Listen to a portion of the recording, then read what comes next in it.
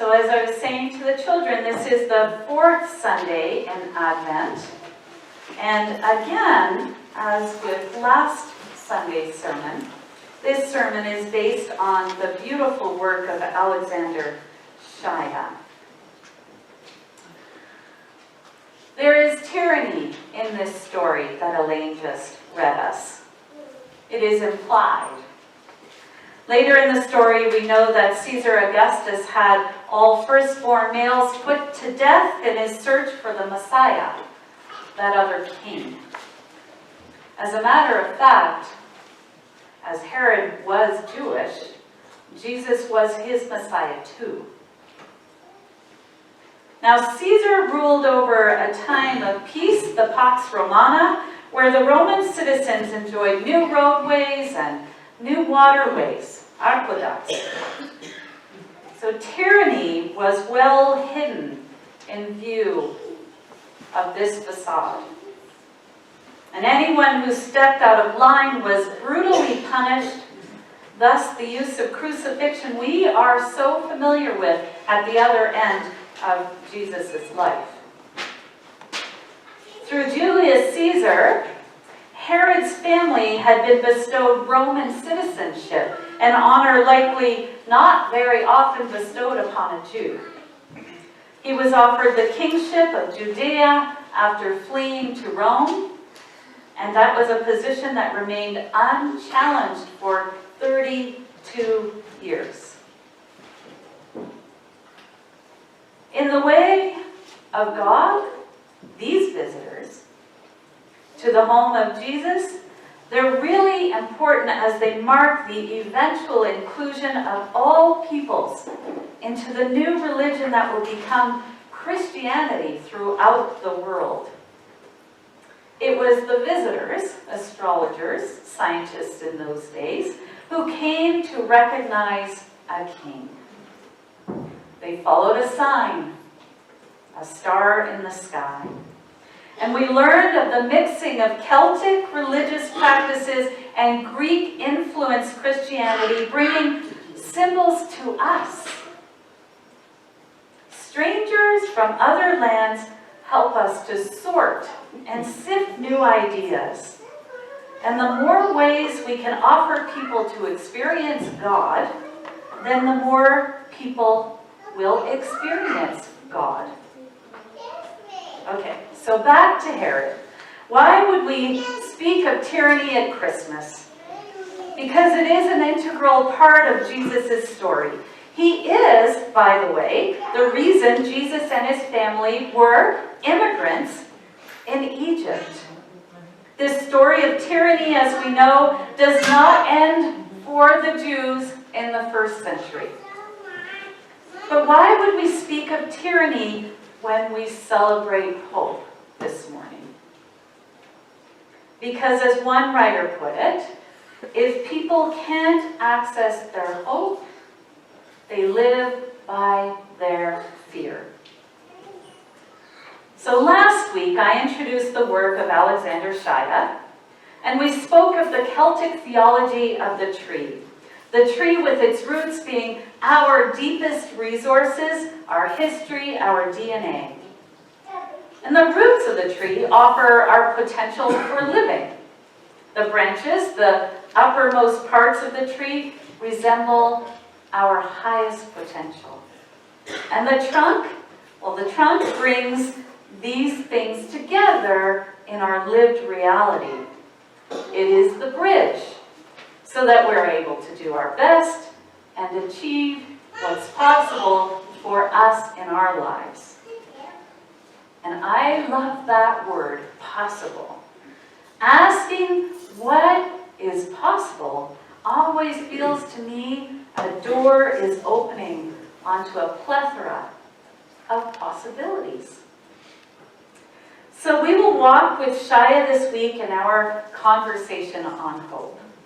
Like the trunk of the tree that forms a bridge between our resources and our potential, Shaya says that is what hope is to us as well. It forms a bridge. When our backs are against the wall, he says, and our lives have broken, it is really, really important for us to hope. In this sense, I would say hope is active. To hope is active.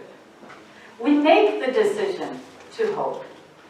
And Shaya says this is our first stance. It is the first stance to moving away from fear. But to hope can also breed passivity, sitting back in some passive way. Okay, so last week we explored how the candles illumine the darkness. You might notice that our lights are a little lower during this Advent time, in the sanctuary. This morning we are invited to go back inside ourselves and look at the darkness that is in us right now. You doing that?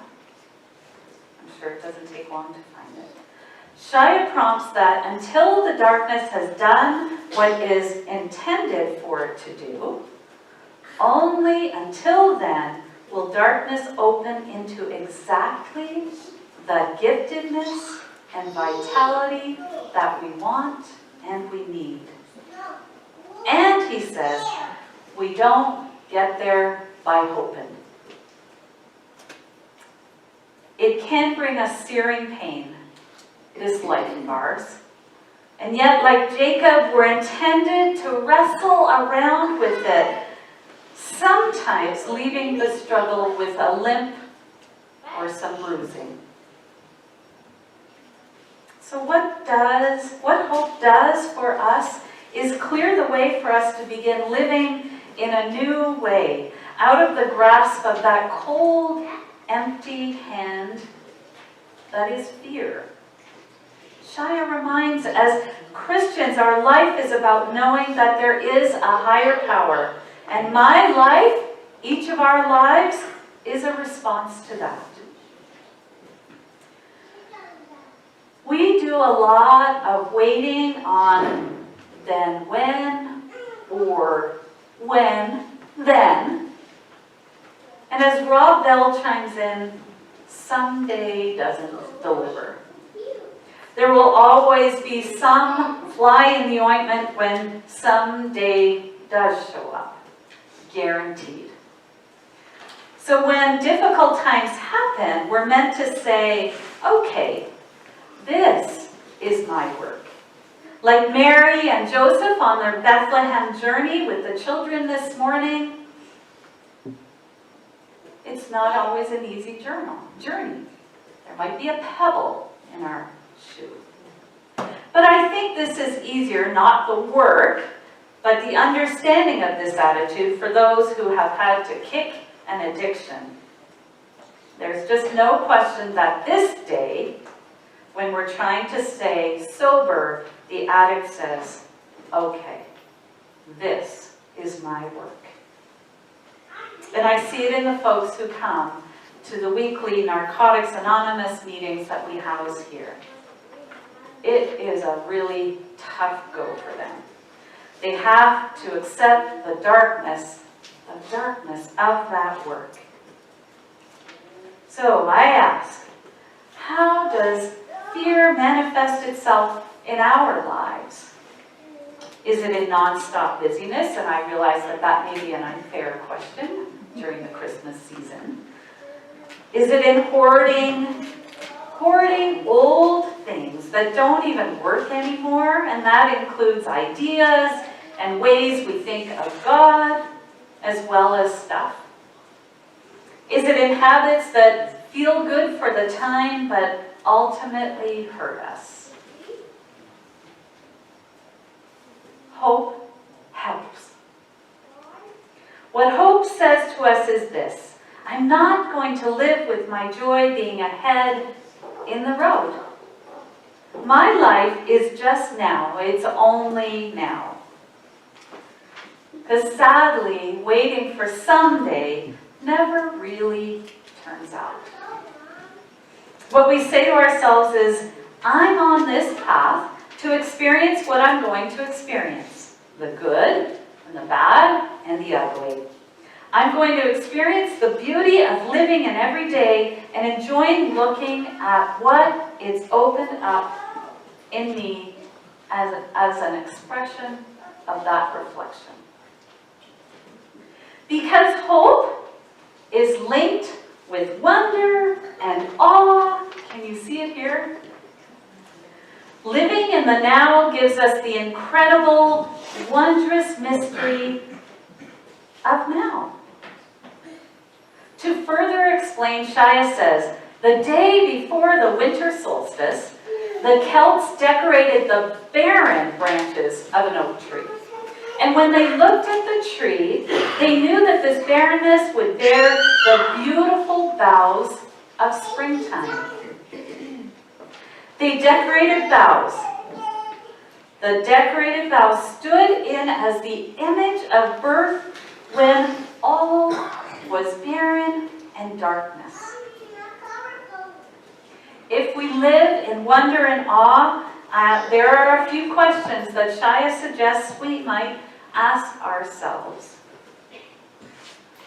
Every day is a gift. How are we going to open it? What feelings are there when we open this day? Can we open each day as a gift without having a goal line? Something that we are trying to achieve? Can we remember to sit in the wonder of this day, whatever it brings? I know that the adage is a little dog-eared at its edges, but the present really is a gift. So as Shaya recollects, we know from our earliest stories of the tree of good and evil, the tree of knowledge in the Garden of Eden, and the evil that exists in the world, we know that when we embrace the darkness in our life, it will open up for us the goodness of the Christ. What the darkness teaches us is the deeper knowledge of good and evil, preparing us on our journey. Christianity, once it had adopted the Celtic practices of illumining the darkness, eventually faced a great dilemma. By the 16th century, the calendar was askew in terms of harvest season, something we understand very well here. So something had to change. They pondered this problem of how to integrate change into their current tradition of holding Christmas on December 25th. Should Christmas move to the winter solstice, guided by the stars, sun, and moon, as it is with other Christian holy days? So after much pondering, they struck upon a solution. There about 3 days after the winter solstice, which is Christmas Eve, is when humans visibly see the sun growing again, getting brighter in the sky longer. By Christmas Eve, we have visible proof of the hope that we held in the darkness. In the great feast of Christmas, the garden is reopened to all, to us. The way we truly open the garden is by embracing the hallowed darkness, day by day. Hallowed darkness. Like Mary and Joseph making that painful journey to Bethlehem. By the feast of Christmas, I love those words, by the feast of Christmas, we are restored over and over again to our peaceful, joyful place.